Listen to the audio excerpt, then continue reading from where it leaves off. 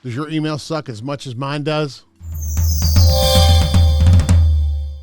I'm Rich Graham. I'm a promo distributor, just like you. I've got some tips to help you deal with the fire hose of emails you face every day. Every order, quote, sample, inquiry, whatever, results in 2 to 25 or 30 emails back and forth. Clarification, requests for payment, acknowledgments, invoices. Did you get my email? Oh, it's just maddening. And you know that if you overlook a time-critical email, something's going to screw up. You're going to miss an event. You're going to miss a ship date. You didn't reply in time. Oh, we require 5 days after you approve it. Well, come, I didn't see the email. That's no good, man. First tip is to get an orders-only email address alias. This can go just to you, or it can go to you and your assistant, or everybody in your office, whoever needs to know about orders. Ours is, I don't want to say it because I don't want it to get out, because we don't want it. We don't want people to know about it. I don't want spammers to get a hold of it. I don't want the general public to get a hold of it, because that email address is just for orders. It's very hard to keep suppliers from sending you stuff on it, but we try to stay on top. Call it orders at, or call it sales team at. And don't use a role-based address like admin or sales or info or whatever. You use something that's not common. Order monkey, service desk, order management, order MGT, order MGT 123. Something that is not obvious to a robot. It's also not going to get confused with anything else. Then you set up your email rules so that every order that comes in addressed to that has a flag or something, changes color, whatever. So you can identify that quickly and it bubbles to the top and you don't miss it.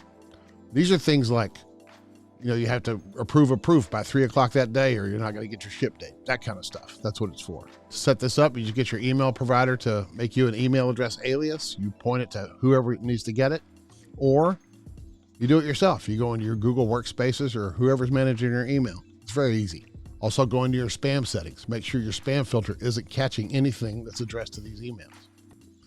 And then when you go to set up your email client, you can reply using that email address so the suppliers know that it's coming from you, from your company, from your order management at XYZ domain. Second tip, get an email blast only email address. You can get a throwaway address from Gmail or from whoever.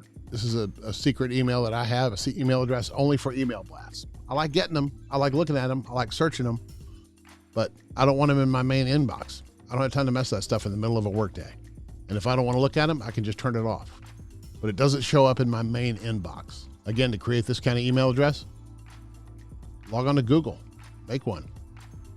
My fake promo company email address at gmail.com. Smart move. Here's the third trick.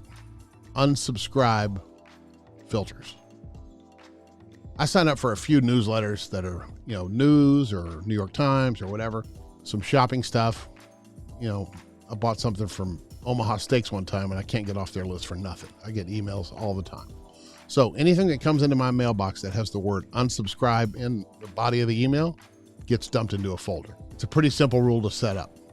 You just go into your email rules.